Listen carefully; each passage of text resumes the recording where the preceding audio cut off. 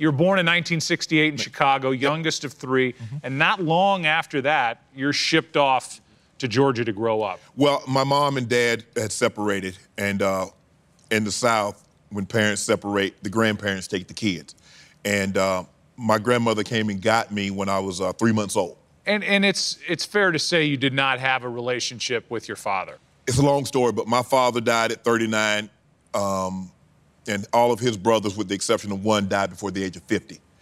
And then on my mom's side, I had an aunt die at 47, and none of my uncles have reached the age of 70. So my grandfather died at like 57, 58. So I think that's why I don't drink, that's why I don't smoke, and I try to maintain it because I know what's stacked against me, that longevity is really not in my family. Tell me about your grandma, Mary Porter. I mean, this was an absolute saint walking the earth. I mean, what a wonderful, strong woman. I don't know if I'll ever love a woman the way I loved her. As I said, she came and got me at 3 months. I slept with my grandmother in the very bed that she slept in until I was 15. I did not get out of the bed with her until my brother went to college. And so my grandfather, because my brother and my grandfather slept together, and when my grandfather passed, I was like, I'm staying in the bed with my grandmother. Was he put his arm around you kind of a man? Was he an I love you boys kind of a guy? Or? No, not really. You got a roof over your head? You got food in your stomach? I love you. That's how he showed it. That was his thought process. I don't remember my grandmother saying, but I just remember her doing. See, and that's kind of how I am, and I kind of fell into that trap, and I think that's what happened to a lot of my relationships as we go down the road, is that I'm a doer. And if I do something, I'm showing you that I love you, even though I'm not telling you. And some people are more verbal, they need to hear it. And, you know, my grandfather and them, what they were doing for me, you came and you raised your 9 kids and you took my mom's 3. You absolutely love me.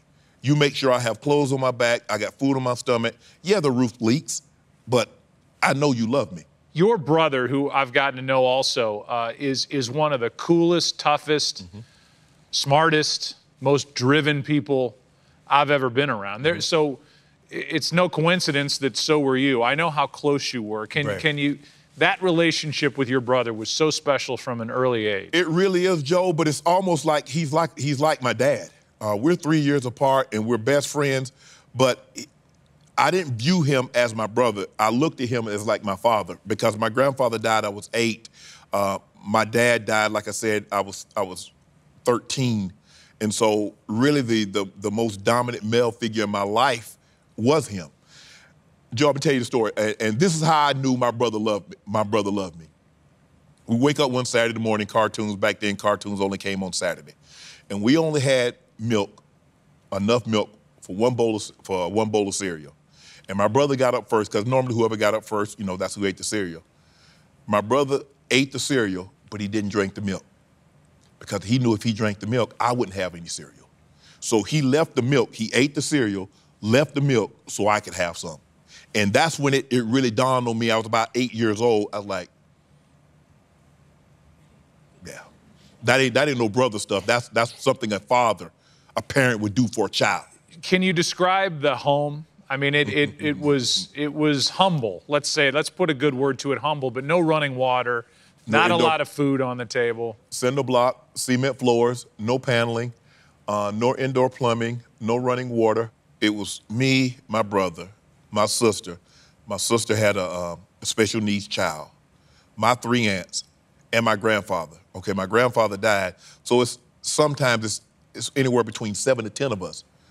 My grandmother's making $197 in that house. In that house, my grandmother is making $197 every 2 weeks. So you went to the woods. That's where you went to the bathroom. Yeah. Middle of the night.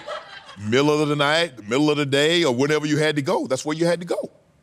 I did not take a shower until I went to 4-H. Well, I went to 4-H camp, I think in about the 4th or the 5th grade. That was the first time I took a shower. And I remember going and not knowing how to turn it on. So, you know, I'm like, man. And I'm like, how can I play this? How can I play this off? And I was like, man, I don't think these showers work. And then one of the guys came in and said, well, you got to turn it like this. I just knew it was like, I know all my family lived like that. My cousins and aunts, they didn't have indoor plumbing either. And when I tell people that, people looking at me like, but you're not that old. Yeah, I didn't have indoor plumbing until 1988 when my brother went into the league. So from 68 to 88, to the woods I went.